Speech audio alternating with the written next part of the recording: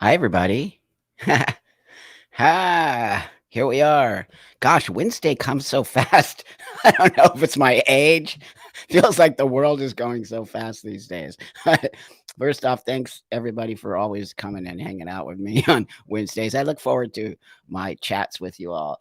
And also, I just want to remind everybody, to all the members, thanks for being a new member and thanks for joining my members space and showing up to the members only. Now, I want to say this to the people who aren't members. I also appreciate you very, very much.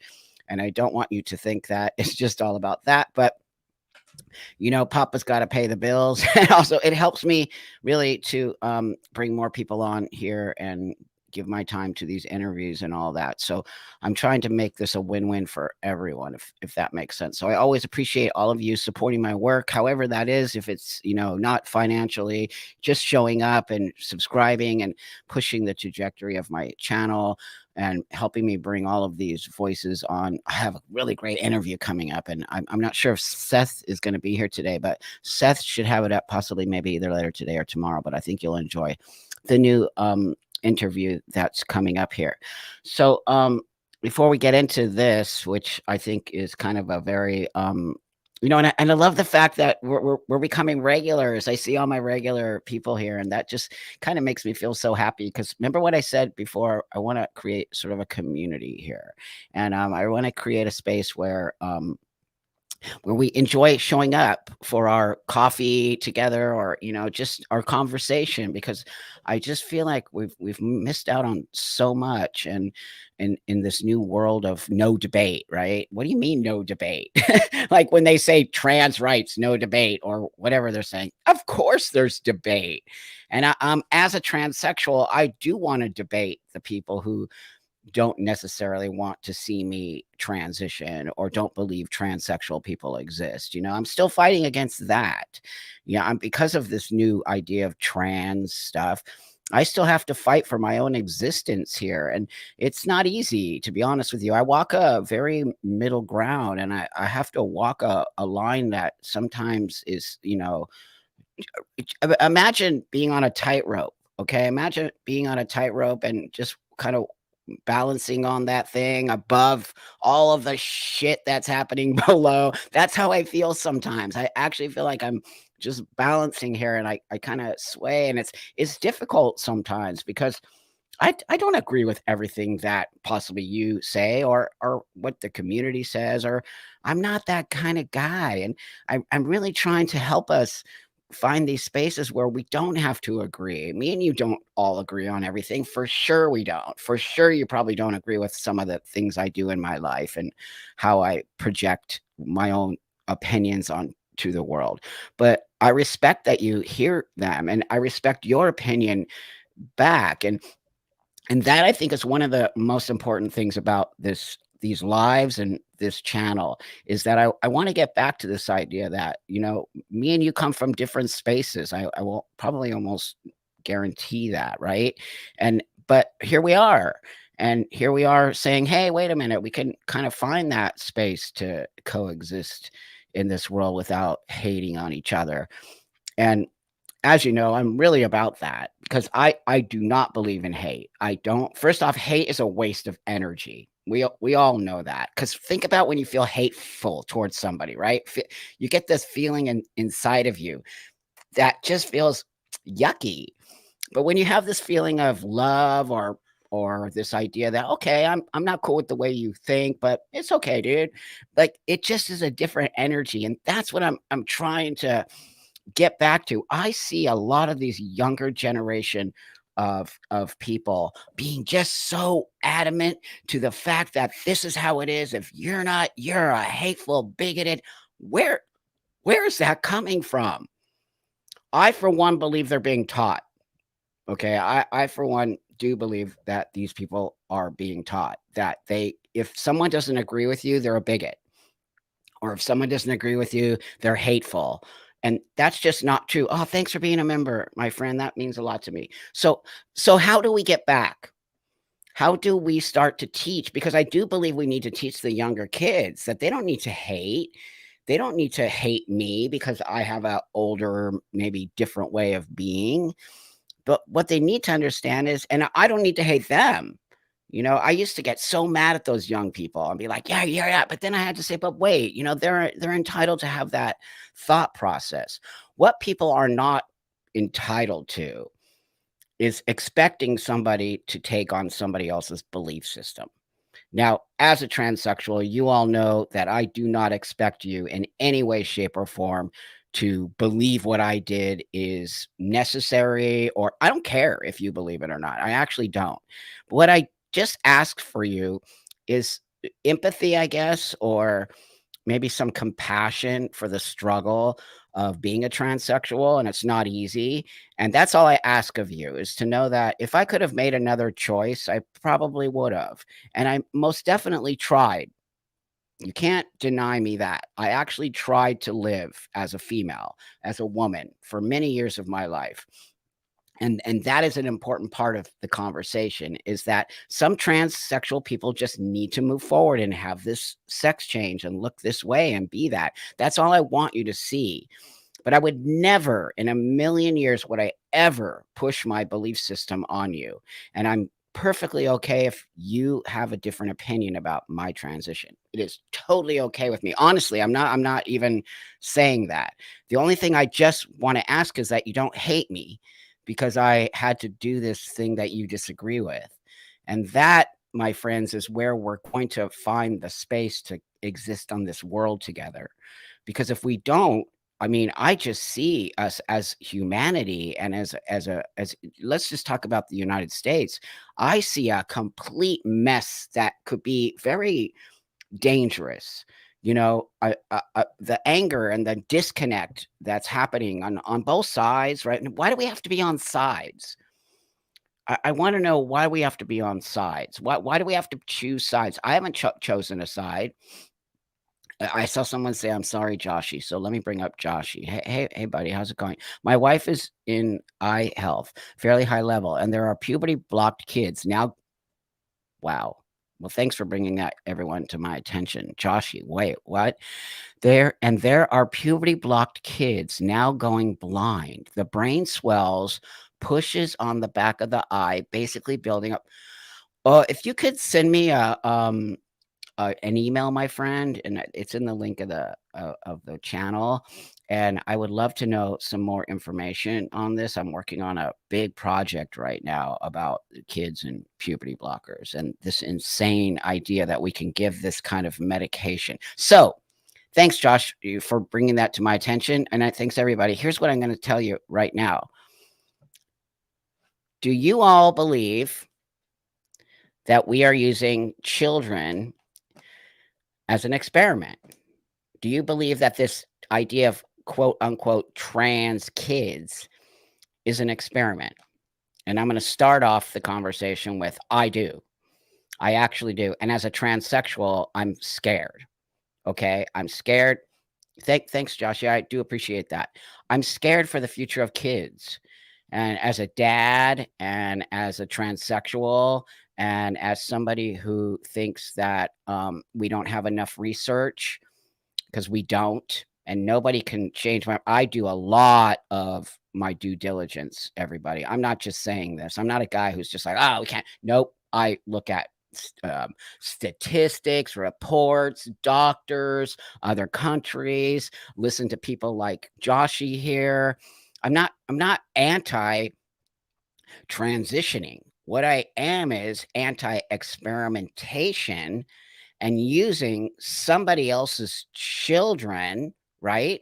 Under the guise of, we're going to save your kid, because if we don't save your kid, they're going to kill them. All of that nonsense, right? That's actually that should just be illegal. To tell a parent, if you don't transition your child, they'll kill themselves. That should be illegal because that's a complete total lie. And that's what do you call it? Persuasion, or that is putting a seed in somebody's head with no basis to that, right? So I think everyone here is basically kind of agreeing with me. So here, one second, let me see this. Do you consider trans adults as an experiment? Yes, well, I'm an experiment. I mean, do you know what my doctor said to me 30 years ago? Everybody here, 30 years ago, my doctor said, "You're a guinea pig." You are my guinea pig. So, isn't a guinea pig an experiment? Maybe it's a nice way of a doctor telling you, "Dude, you're an experiment." It's a nice way of saying you're by calling you a guinea pig. I'm 100% an experiment, especially because I did it such a long time ago, right? I did it when nobody was on some level doing it. But that's what I also want all of you to see out there who don't believe that even adults should transition. If you saw me 30 years ago and you see me today, you would say, wow, that transition really helped Buck. And that transition is an actually positive, great thing for him. And that's what you should want to see, right? We should want to see people being able to take these very life-changing, irreversible spaces when they are able to understand the pros and cons. I understood the pros and cons. My doctor basically said, "I don't know what I'm doing." That's very awesome that he said that to me. He could have lied to me and said, "Oh, don't worry, dude, you're gonna be fine," which is what some doctors are saying to people today, especially to the parents of kids, right? They're saying, "Oh, we know what we're doing." No, they don't. If my doctor didn't even know what he was doing 30 years ago, they're doing the same stuff that they were doing to me 30 years ago. But my doctor was, had the integrity to say, I don't know what I'm doing, dude. He actually said that to me, and you will be my guinea pig. So what, like, I find I then as a 30-year-old human being could make the choice because I understood this dude doesn't know what he's doing. He has no idea. What I didn't have the internet. You all know that? Do you realize I didn't have this? I couldn't go and Google. I couldn't, and even though Google, whatever, it's not the end all be all. That being said, I didn't have any way to research this. And I took it upon myself to be that guinea pig. And here I sit today, very happy that I made those choices with lifelong health problems, which I took into consideration as I moved forward and things started to happen to me. I still don't know what's going to happen to me. I don't know what's happening inside of my body. I don't know if I'm going to get cancer or, liver damage or, I got atrophy. Remember, you all know my atrophy story. I'm like really one of the first, well, I am the first recorded case of a biological female taking testosterone and the damage it does on the reproductive system. This is why biology matters because my biology interfered with my testosterone and gave me atrophy, which in turn, I don't know if you all know the story, but it fused my uterus to my cervix. So it fused, and if you understand how the system, the reproductive system works, it's like a self-cleaning oven on some level. It just stopped it because they fused both my uterus and cervix together, which caused an infection, and I became, atrophied, and I became septic and almost died. But that's okay. Hey, thanks for being a member, friend. So that's what I want people to understand. Back in the day, I was an experiment. So how are we saying that it's not an experiment today? So to answer that question, I guess I answered it in a long road. I want to say 100%. We are still an experiment. The transgender space is still experimenting. Now, as adults, you can make those choices. And I don't, and I, you know how I always say, I think there's probably some adults making the wrong choices, but I believe in adults being able to make choices, whether it's good or bad. It's not my concern if you didn't do your research and you didn't understand that this is not necessarily going to make your body healthy. It might make your mind healthy, but transitioning isn't necessarily going to make your body healthy. And that's again why biology matters. And that's why, again, why the physical and the mental need to understand what's going on here. So if we're just telling parents, so I want to get to the kids here. So if we're just telling parents, take the puberty blockers, your kid is trans, it'll just pause puberty. After that, we're just gonna give them cross-sex hormones. I could say so much, but I'm just gonna say right there. And then your kid is gonna grow up to be a boy or a girl, and nothing bad is gonna happen. Seriously? Show me show me the facts. Show me how nothing bad is gonna happen. They can't because we don't have enough of these kids who have grown up on puberty blockers and cross-sex hormones to be a 30-year-old human being, even a 20-year-old human being today and say, "Oh, yeah, I'm perfectly fine." We don't. What we do have is evidence that it didn't work. We actually have that. We have evidence of trying to put on genitals on young people that are the opposite genitals, and it turned out to be a bad situation. We have evidence of long-term bone density problems, brain, and Joshy here telling me now we're having eye problems. They're showing eye problems with young people coming in who have been on puberty blockers. So, I don't understand how we're actually lying to the world. Why? Why do we have to lie about trans health? Do any of you have a sort of I mean, I kinda think I understand why they want to lie, but I'm not gonna say it until somebody else comes up with something, because I think you all know how I feel about it. But I don't know why we want to lie about the fact that puberty blockers save lives, because it's not true. It's just not true. There we go. A benefit to doctors making money. Totally believe that. I totally believe that. I believe it is money. And I think probably, look, all of you are saying money. All of you are saying money. The medical system has to be completely overhauled. That's right. There's an ideology attached to trans now. Do you know that there was never an ideology attached to trans? Trans was always about helping people get out of the mental anguish of dysphoria. That's always what trans was about. Do you know that we never really looked in this country? I never remember having trans kids ever. I don't know. Does anybody know when we started transitioning kids? Because I would say in the last 5 or maybe 8 years, but I don't remember ever kids being part of the conversation. I remember transitioning was always an adult space. Oh, no, Chris, you're not late. Don't worry about it. You know what I'm saying? So when did this idea that we can now move the age bracket Joshy seems to know a lot because Joshy's wife works. When I met my wife 20 years ago, I didn't even know what trans was. See? See? Right? So why all of a sudden that's right. Kids in the 90s were not there was never trans kids in the I don't even think there was trans kids 10 years ago. So something weird to me is going on. Why this is the question I always ask you all, and it's something that I truly believe, okay? And as a transsexual, I truly believe. I don't want somebody to be in this space unless they just can't get out of it. They just can't, and they're just spinning out, and hormones help them, surgery helps them, moving forward, living as the opposite sex helps them. That's what transitioning is all about. But the first and foremost number one thing that needs to be attached to this trans space is we need to help these kids get out of the dysphoria. As far as I'm concerned, we are helping the kids get into dysphoria. That's how I actually see it as an older and an elder in this community. I feel like that's right, Lucky, but last resort.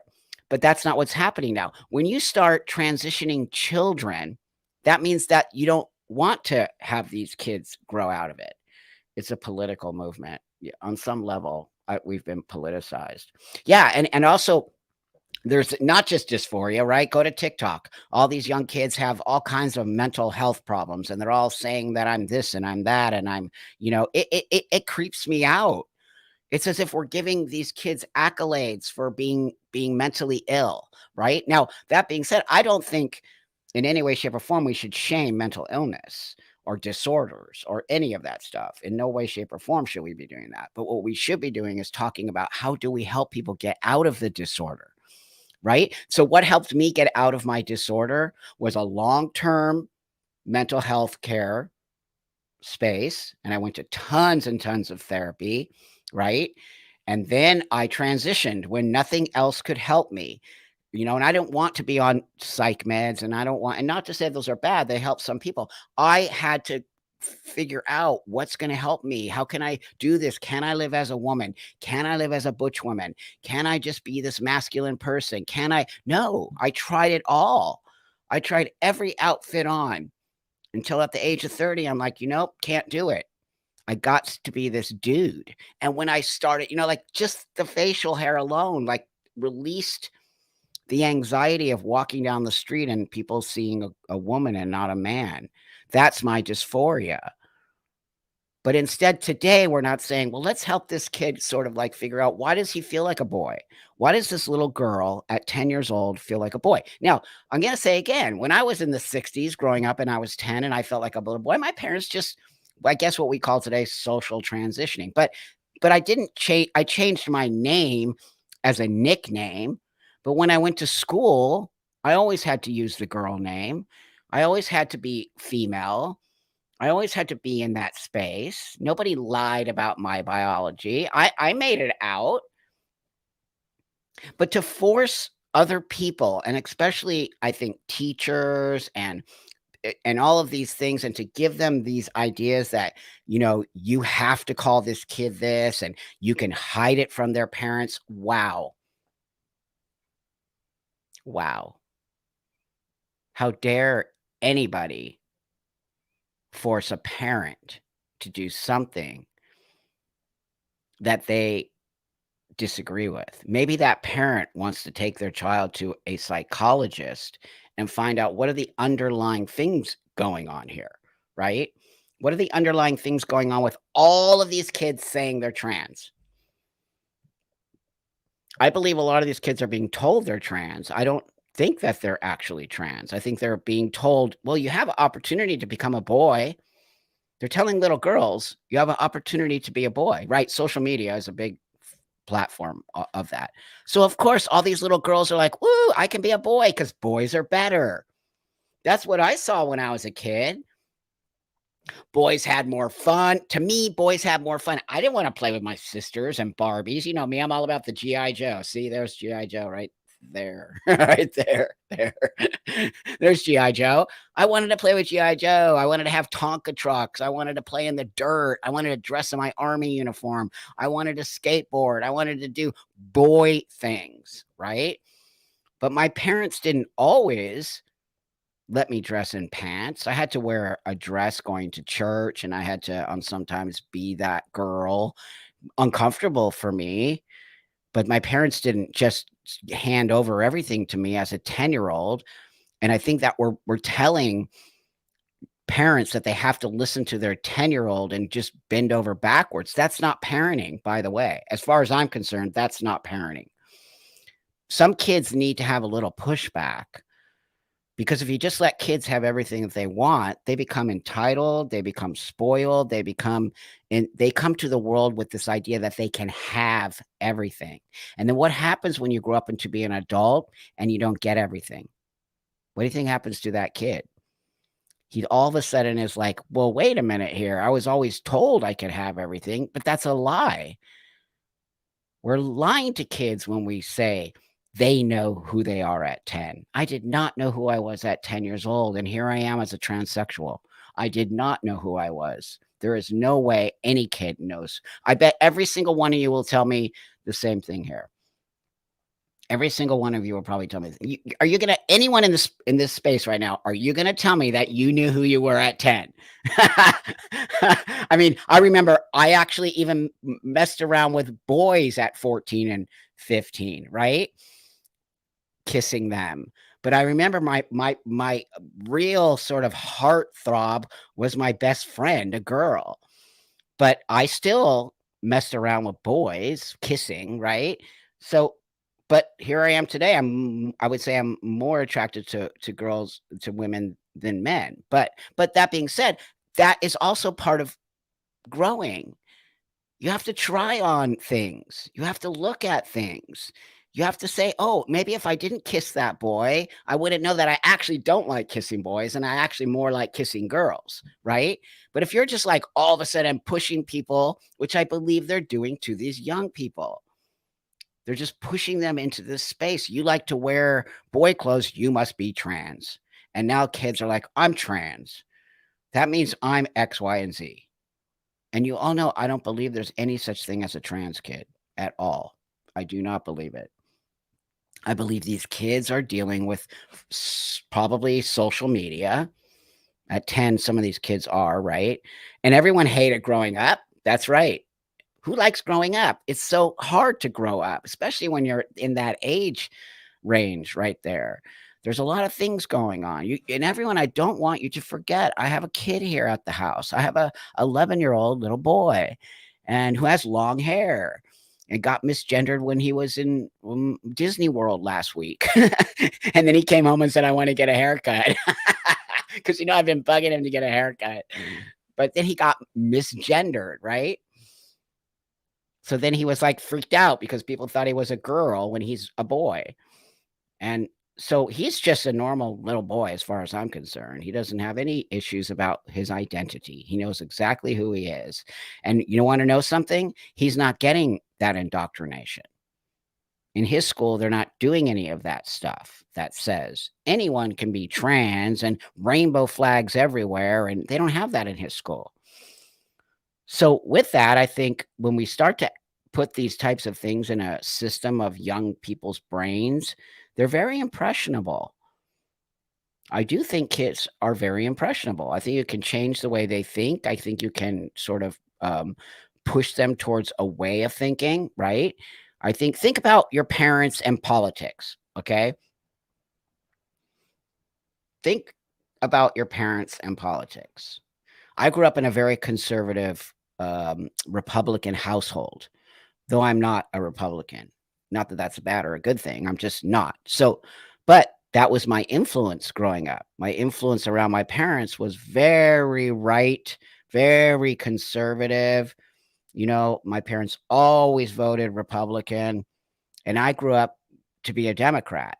Well, I wouldn't say I'm so much anymore, but you see what I mean? But my 2 sisters grew up to be Republicans. And so I think on some level, what's happening with your parents can honestly sort of steer you in a way of thinking if you're not the kind of person who's willing to think on your own. And I think I've always been, hold on, I want to see this right here. Hi, Susie. Check out Dr. Stephen Levine. He quotes the scientific studies. There are 11 different studies in different countries showing that most teens grow. Yeah, you're right. That's right. That's right. Thank you for that, Susie. I appreciate it. That's right. This is actually true. Yet here we are with this idea that if a child says they're trans, here's what I want to ask you all too. How how can a child know they're trans? How?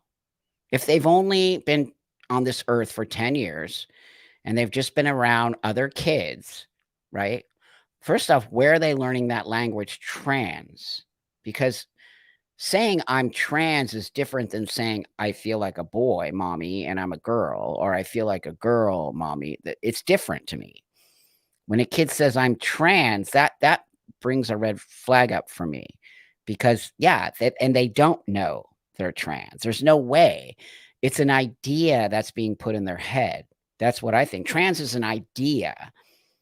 And trans is something that you are, right? Or something that you want to be or something that you desire in a space. So a kid is desiring to be trans. I am trans. That has never been part of the conversation before. No kids used to say I'm trans. Kids like myself would say I feel like a boy. And that's the part where I always keep getting this, sort of spidey senses. Somebody's giving kids language and somebody's teaching kids to say this as opposed to saying, "Hey, wait a minute, you're okay, kiddo." Because you are more masculine or more wanting to play with the boys than the girls, you're perfectly fine. Why aren't we saying that? Why aren't we saying, "You're perfectly fine, kiddo. Go play with the boys. Just because you're a girl doesn't mean you can't go climb the trees and play with the trucks and have a GI Joe instead of." That's what my parents did. My parents didn't say you're weird. Ever did they say that? And that, remember, from the 1960s. They said, "Go play with the boys. Go on, dude. Figure it out." They never pushed me into a space, and they never forced me to sort unless we were doing things like family functions, but I think that's different than being around my peers, right? And so I got teased. I got teased by other kids for being a very butch little girl, but it actually helped me to be this guy I am today and helped me push back on it. But, once I showed those other boys that I could hold my own and I could beat your butt in a race and I could out skateboard you, I was the best. I beat all the boys. Once that happened, guess what happened, you guys? Respect. I got respect from all the other boys. I got picked first on all the sports teams. I was they would never fight me. So I'm gonna tell you this one story real quick here. When I was in 6th grade, so I really was very much like a little boy.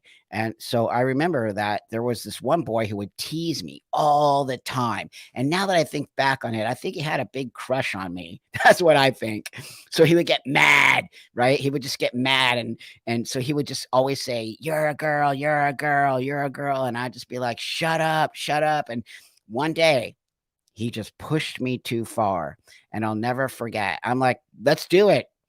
And then I remember he punched me. He just punched me. And then I think I always tell you this, my dad always instilled in my brain, never throw the first punch. I was always told never to throw the first punch. So I never threw the first punch. But once you throw that punch, game on. I'm the same way today. I won't throw the first punch, but if you're going to come at me, you better be prepared. So that being said, the kid threw the first punch. Game on, dude. I remember now. I'm a six in 6th grade, and I'm a girl, and this is a dude, and I never forget. I just lost it because I was that kid who had a little bit of an anger problem, so I was a little bit of a little psycho kid, and he punched me. Game on, dude. Wham! I just man, because my dad taught me how to fight. I just got on him and was pounding him. And I remember the whole school, there was a circle around me and him as I'm just pounding his face in. And he was like, "Stop." And I was just like, "Man, I couldn't stop. I was on like autopilot." And then the whole school was just like, "Go, go, go." Remember, kids used to do stuff like go, go, go. And then I was just pounding, and the teacher came and dragged me off, and I got sent to the office, and he got sent to, guess what? Never again. Never again did that ever happen to me in that school. Ever. And in fact, I think some people were just scared of me and they wouldn't become my friend after that. But, I think the point I'm trying to make is I think we need to start teaching kids that, you know what? You gotta stand up for your own self. And if you're a girl who's masculine, there is nothing wrong with that. And also, getting teased sucks. There is no doubt getting teased is not okay. I don't believe in it, but I'm being a realist here. And kids get teased. That was how many years ago that happened? 50 years ago that happened. Guess what? It's happening now at my kid's school. Kids tease each other, they fight. I don't think that'll ever not be something. So, it's this idea of transitioning your kid at 10. No, I don't have brothers, by the way. I have 2 sisters. I grew up in a very interesting household. My dad was sort of like the god of the family, right? We all looked up to my dad. He's super masculine. I'm pretty sure I got a lot of my sort of very hyper masculine ideas from being around my dad. He was a professional football player. I grew up in a very Southern California sports family, like just, well, typical, I would say. But, my dad was the head of the household. Everything was about my dad, and my dad, and 3 girls, right? So I have an older sister and a younger sister, and me. We were all taught to not take shit from anybody. I came from that space where my dad said, "I don't care that you're girls." He actually would say stuff like that to us. "It doesn't matter that you're girls. Stand up against these people." My dad is awesome, and he really did instill that. And today, my both of my sisters are total badasses. One was a police officer for 30 years, I think, and my other sister owns her own business, and she's type A and doesn't take crap from anybody, and we're very, very independent thinking, forward thinking people who don't take crap from people. I would say that was one of the best things that I learned as a child is don't take crap from anybody, but never throw the first punch, which is also a really great thing. Think about that when I tell you all that, and bring that into your life. Never throw the first punch. That's called a sucker punch, as far as I'm concerned. I don't need to punch you. I'll debate you and I'll have a conversation with you, but I don't need to punch you. I always believe that people who are punching, they got something to hide. That kid in sixth grade, he had something to hide. He was very angry at me for no reason. He didn't like that I was very masculine, and it did something to him, and he couldn't handle it, right? And he lost his crap. And then when I beat the crap out of him, it even put him in more of a tailspin. But I think what I'm getting at here is this: I don't believe transitioning children is a healthy environment for these kids. I don't think we're giving these kids the opportunity to grow into their own selves. And I think parents and adults in the medical world and pharma and all of these crazy, weird people who think you can actually change your sex because you can't are using kids for themselves, right? They're using kids in a way that says, hey, wait a minute, watch this. We can show you that we can change this kid's physical attributes, and they'll stop being anxious, they'll stop being depressed, they'll come, but we've proven that isn't true. Because how come we're not looking deeper down into what's going on with this kid? That's why I have a problem with transitioning kids, because we're not looking at the sort of layers, right? It's a cake. There's layers going on here. A kid isn't just coming at you face value. We don't know what's going on with the kid. We don't know if there's some mental stuff happening over here. We don't know if we just so many things going on. And then instead we just want to go, here you go. We're going to make you into a little boy. Well, really? That's not possible. You're not making that little girl into a little boy. You, as an adult and as a medical professional and as big pharma, are saying, wait a minute here, let's try something.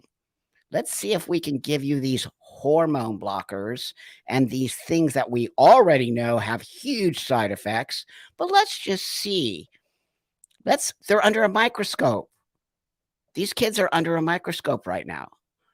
And we're literally all watching this happen in real time. We are experimenting in real time.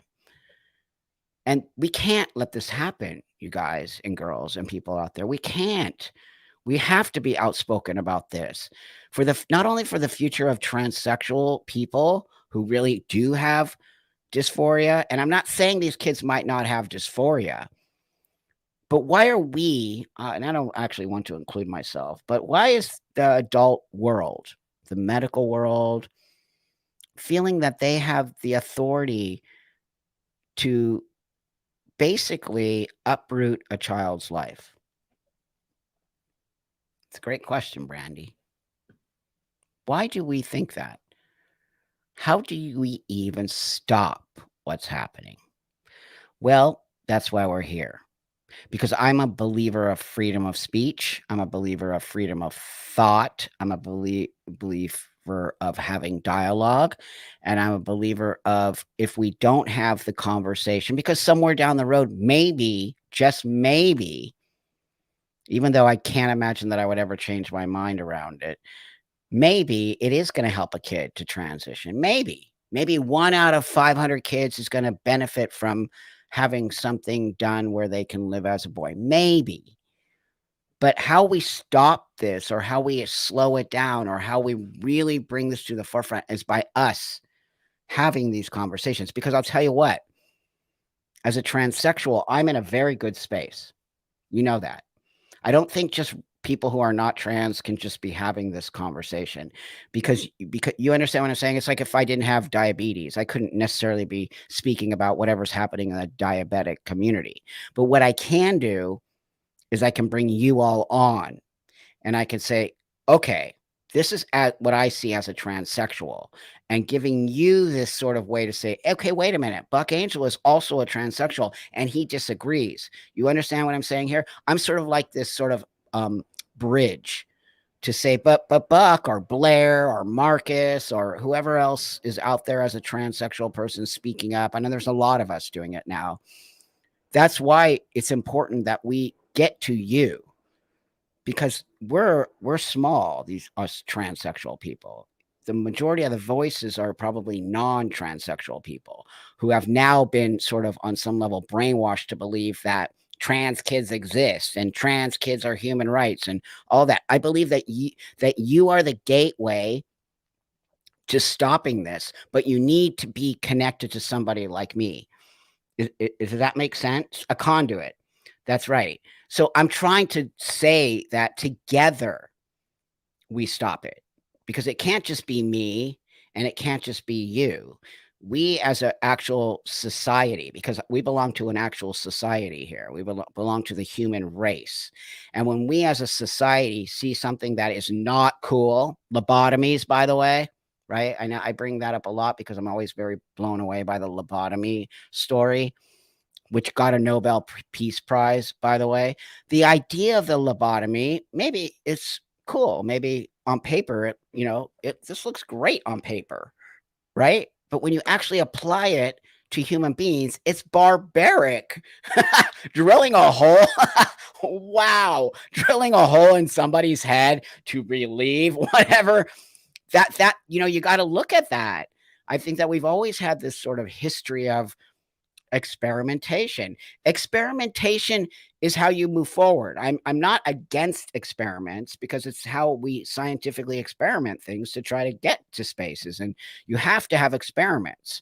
And you have to try things and you have to fail in order to achieve success. But that being said, why are we using kids at this age, vulnerable kids who don't necessarily agree to what's happening, right? Do you actually think these kids are agreeing to long-term health problems? I don't think they are, because how can they? How can a kid know in 20 years you're gonna have bone? Look at my teeth. Look at my teeth. I'm showing you. I hate it. I hate my teeth right now. But guess why my teeth are like that? Because when I was 20, and people kept telling me, "Dude, stop popping up beer cans with your" remember bottles? Like, "Stop poking off the bottle cap of the beer bottle with your teeth." And I'd be like, "Shut up, dude, I know what I'm doing." Or, "Stop biting things," or, "Take that piercing out of the" I had a piercing at the end of my tongue, and I used to rub the back of my teeth with it all the time. But do you think I listened to anybody telling me, "You're gonna regret it. You're gonna regret it"? They would say it to me all the time, and I'd be like, I'm doing it anyway. Here I am at 60 with no bottom teeth, because it eventually gave me gum disease, and it eventually ripped all of my teeth out. I'm getting new teeth, by the way. They're coming. They're coming. It's just, and I had to let my ego go, because I really think that this is an important part of what I'm trying to get across to all of you. I was once a young person who didn't want to agree with an adult telling me I couldn't do it. I couldn't do it. But I would be really not a good person if I wasn't sitting here having these conversations with you about why I disagree about trans kids. As a transsexual who transitioned many, many years ago, I see a lot that many people in this world do not see, but they're just being told from doctors, and who doctors are lying. They're lying to you about what they know. Thank you, Darcy. I totally appreciate that. I hate the fact that suicide is being used against the parents. Are you kidding me? It's sick. It's just a sick thing to do to a parent. I tried to commit. Yes, I'm sorry. I'm very sorry to hear that. 13, 16, and 9. I'm so sorry to hear that. And I suffered from gender confusion, but my attempts were because I had early onset. Thank you. Man, you're so brave. Well, that word is kind of overused, but you know what I mean. It means a lot to me that you're willing to be so open here in front of all of us and talk about your, your mental illness and your or disorders and your attempts at those things. You have a very important story, friend, and I think everybody here has compassion for that. And so the fact that they use that is so wrong, because this person actually was. These kids are not showing any signs of the S. I'm not gonna say it because I hear YouTube gets all weirded out when you talk about the big S. But, these kids aren't showing signs of that. They're not saying, "Mommy, I'm gonna off myself." They're not. They're just saying, "Mommy, I feel trans." And then the doctors, the actual medical professionals are telling the parents, "If you don't do this, they're gonna off themselves." But wait a minute, the kid never even said that. So that's a very powerful thing you just said, Darcy, and I very much appreciate you being so honest and forthright with your history. And so that's why we have to have these very important conversations, because there are actually real kids out there who do feel this way and are on some level feeling that they can't do anything other than off themselves. But instead, we're saying these kids will do it if we don't do X. Show me the proof. God forbid. It would be horrifying if we had thousands of kids out there who were trans, but it's not happening. It's just not happening. In fact, I'm going to challenge any of you out there who think what I'm saying is BS. I'm going to challenge you.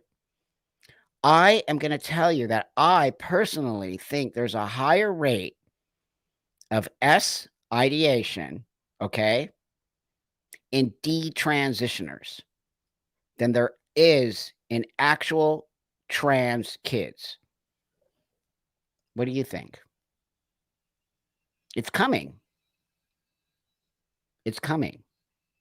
I see a lot of these kids saying they don't wanna be around anymore. They don't feel happy. "Oh, bye, Joshy. See you later, my friend. Thanks for joining. Send me an email." You understand what I'm saying? We don't talk about it.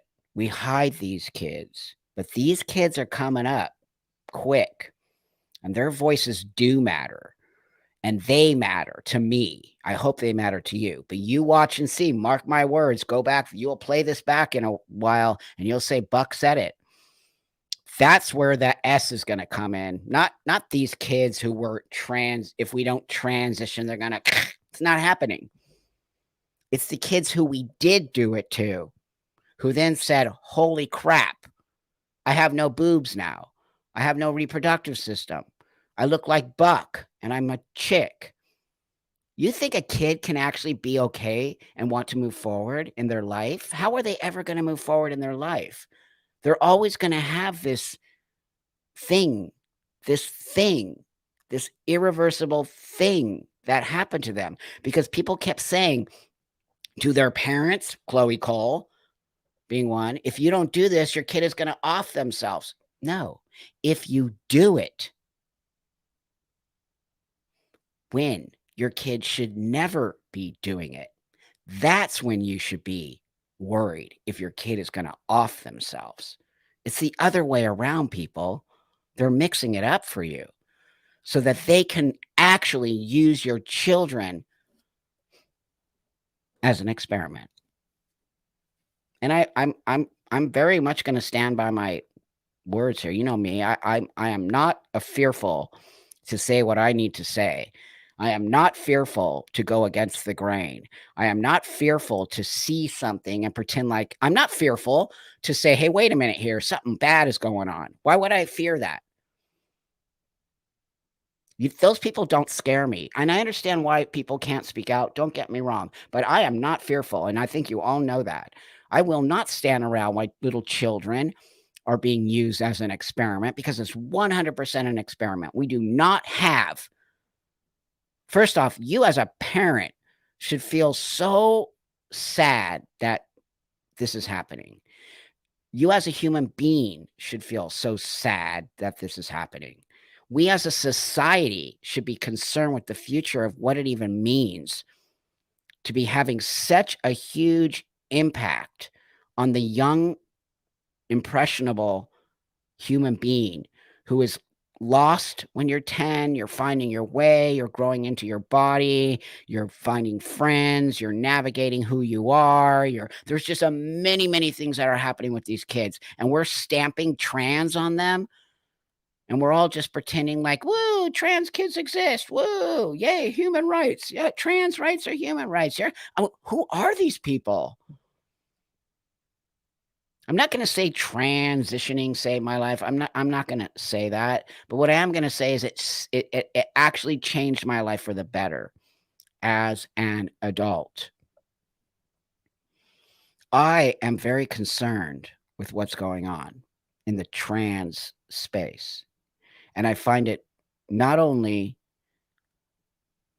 disgusting, but I also find it to be misleading. I believe there's a lot of lies being told. I believe it's being run by medical, big pharma. Who else? Who else is doing it's medical. It's gotta be, because who's making money off of this? It makes me mad. I don't even know if I feel sad anymore. You know what I'm saying? I don't even know if I feel sad anymore. I feel so mad about it, and I don't wanna be mad. I wanna be a person who says, "Come on, man. Let's just back off here for a minute." I saw something on the news today. I wrote it down so I didn't forget the woman's name because it's quite important. But do you know that in this country we do have a history of experimenting using maybe people who we feel sort of are easily wasted. We don't have to worry about them, right? We have a history of that in this country. Of eugenics, all of that. We 100% of experimentation on people we find to be throwaway kind of people, and those some of those people were black people. And so I saw today on the news, it was kind of awesome, but the story is quite sad. But there was this black woman from the 50s. Her name was Henrietta Lacks. Do you all know who Henrietta Lacks is? Lacks. I didn't know. So it's always so awesome that I learn these new facts. But that being said, she was a black woman in the 50s, and I think she worked on a tobacco farm, and she had, like, a bunch of kids, and, typical horrible, low income, just slave nonsense, and so she contracted cervical cancer in the 1950s, right? And she died of cervical cancer at John Hopkins, which, we can get into the John Hopkins space. Oh, thanks, friend. Thanks, Angela. Totally appreciate you. I'm glad you caught me live too. Thank you for showing up from North Carolina. Right on, friend. Thank you so much. So I'm talking about this woman named Henrietta Lacks. I'm not sure if you all know who I'm talking about, but I just learned about her today. So she was a woman who had, oh yeah, I had to write a paper on it. That's so cool. So anyway, it's a fucking awesome. Well, it's a horrible story, but it's an important story. So anyway, long story short, she contracted cervical cancer in like 1950 and went to John Hopkins Hospital and ended up dying from cervical cancer. They, without her consent, took cells from her cervical cancer, right, to do studies on, and ended up creating all of these sort of great things from that piece that they took from her body without her consent. So went on that all of a sudden, because of her cervical cancer, we have all of these amazing new great things. And the company is called Thermal Fisher, by the way. You can look all this up. Her name is Henrietta Lacks, and Thermal Fisher ended up with a sort of patent for all the things that came from them taking this piece of cervical cancer from this black woman who didn't get anything for it. Nothing. They did First off, they didn't ask her. Secondly, they created all these amazing things. But I guess the point I'm trying to make here is there's the experimentation. There's the unethical experimentation. There's the non-consenting experimentation, which is to me the same thing they're doing with trans kids. A kid can't consent, nor should a parent be put in a position to consent for that child. How can a parent consent to that? So yes, great outcome, poor execution. Great, great, great. That's great. Thank you for that. That's right. But but you're right, a lot of great things came from it, but she never got anything from it, nor did her family, nor did they actually even talk about this woman. Of course not. She's black and poor, and they just ripped that thing out and, like, did all these great things. And but today I saw that the family won the lawsuit against the company that was making billions and billions of dollars off of this one woman's cell. This woman's cell has created amazing things in this world. but no one ever made the effort to reach out to the family. That's the other thing I have to tell you, my friends. No one made an effort to reach out to the family and say, "Hey, yeah, your mom or your grandma, your great grandma did this amazing thing, and here we are, and here's a little, here's some cash or whatever you need to let you know how much we appreciated that." Nope. This family had to sue. Thank God they won. They won. They won. Yay. Power to the people. That's awesome. But I guess the point of that story to me and why I actually thought about what we were going to talk about today is transitioning kids to me is unethical. And on some level, it's the same thing. We are using these kids because we don't know the outcome. And if there's anyone here today who thinks they know more than what I'm saying here, then please speak up because I'm telling you right now, we do not know the outcome of the kids we are transitioning today. Right now, let's say on August, what is it, August 2nd or 3rd?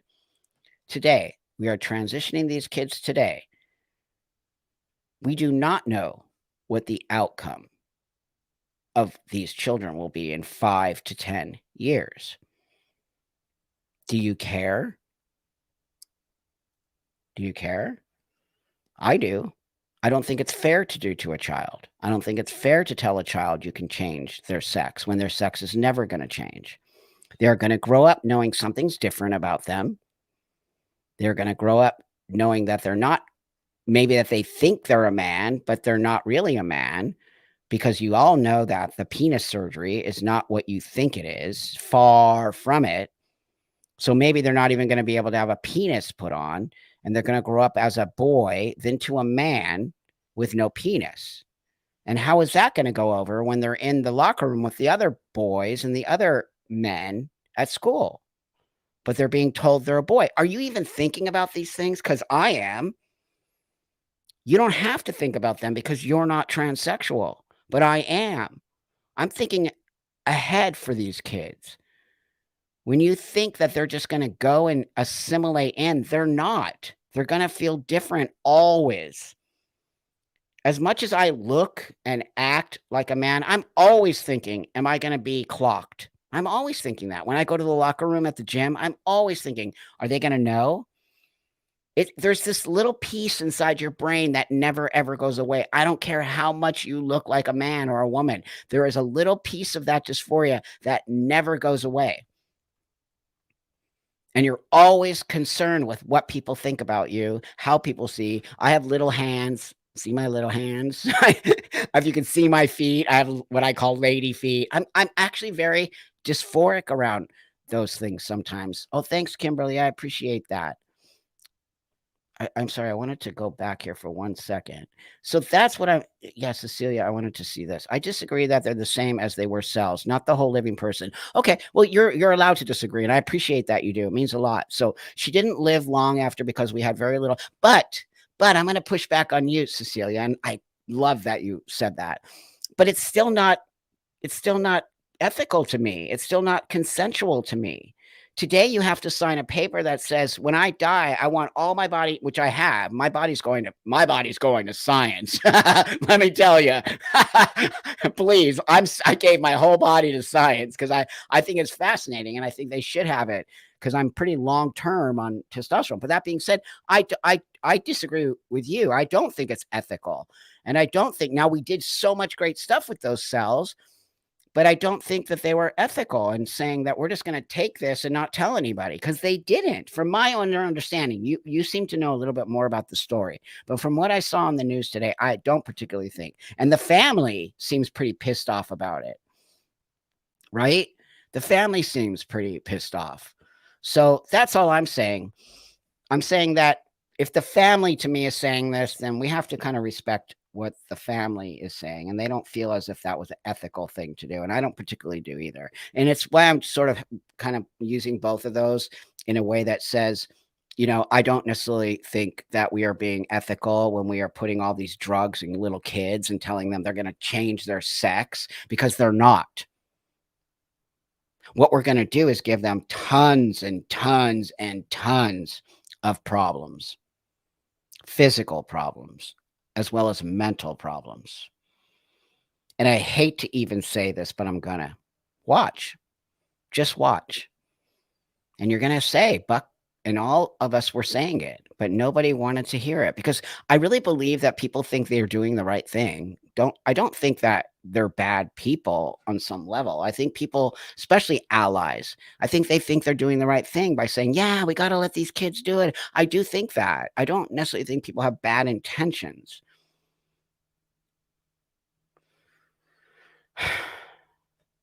Susan says, "If you give a 12-year-old puberty blockers when they get at the age of consent, they still have the body of a child." There you go. What are puberty blockers doing to this child? Do you all know?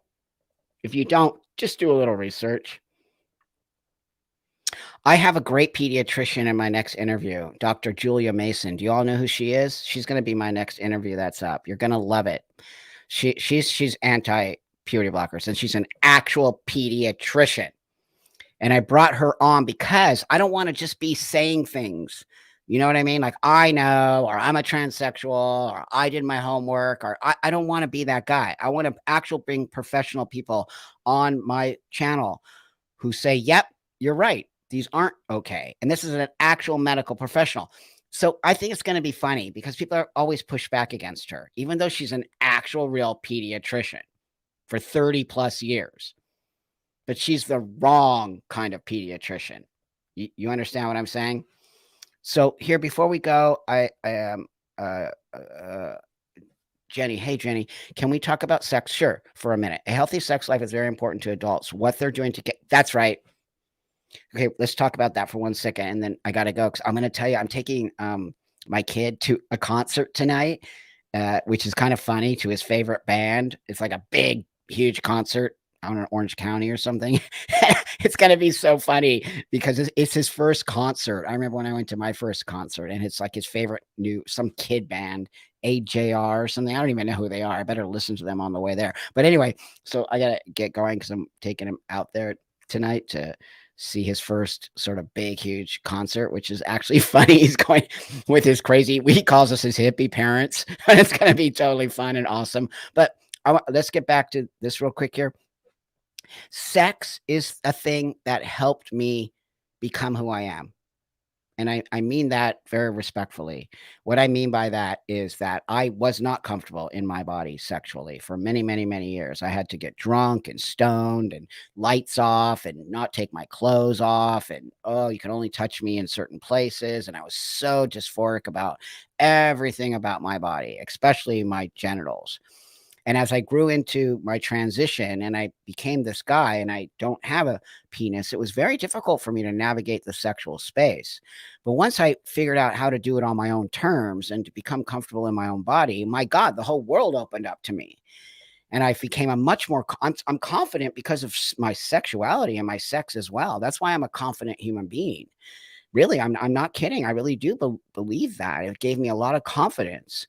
So if we're doing this to children, right? And puberty blockers are blocking certain kinds of things that need to grow, which is sex, sexuality, your sexual functioning, your genital growth. What are we doing to kids? We're sterilizing kids and we're also making it so one of the things I noticed from a lot of the detransitioners and that they said and the ones that were on puberty blockers, they have no sex drive. They have no sex drive. Can you imagine? So these kids are gonna grow up with no sex drive. They're gonna grow up with not even wanting to have sex.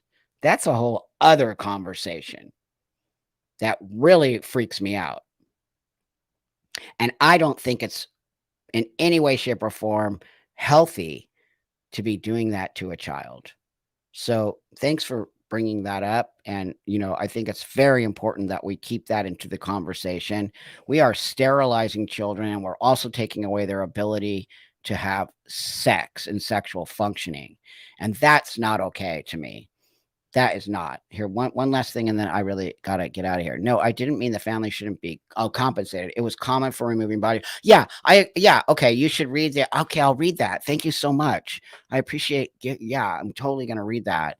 So, yeah, okay, I gotcha. But you still don't think it was a little bit weird that they just took her body part without sort of asking the family? Because they didn't ask the family. So there's something a little bit, and they compensate. They made a lot out of that situation. So again, right nuance. We need to have these conversations. We need to understand what's going on here.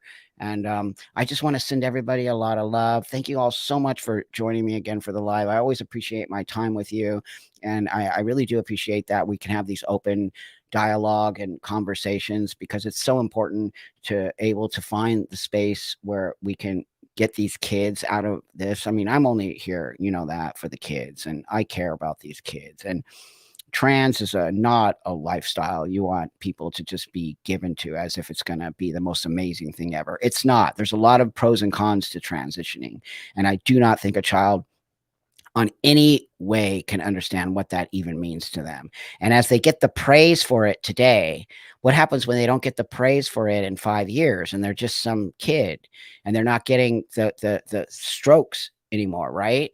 The minute the kid stops getting the strokes of wow, you're so brave and you're awesome and you're trans, what happens to that kid? Because of course, while the kid is getting completely praised for transitioning, they're gonna wanna do it. But the minute that stops, they're not gonna wanna do it anymore. And then what happens? And then whose fault is it? So please think that's right. That's right, Lucky. Detransition happens. So please think about these things today and let's have keep this conversation going and talk to your friends out there who are sort of pushing this ideology and if anything have them watch some of my interviews and say not all trans people agree with this at all. I think we need to start saying that somehow and saying this is not a across the board thing with the whole trans community. They do not the whole trans community is not on board with this at all. And we need to have more of that understanding in the world that I will not be marching on the side of trans rights or human rights. I'll be marching on the side as um, coexistence, and all people deserve human rights, and especially kids. We need to be watching out for these kids right now. We need to have much more of a safety net for them, and not this pushing of transitioning them from the minute they say they're trans. So, with that, I'll see y'all. Maybe I'll see you at the concert tonight. If you're at AJR, come up and say hi to me. Okay, I'll talk to y'all later. Thanks again for joining me. You're all so awesome.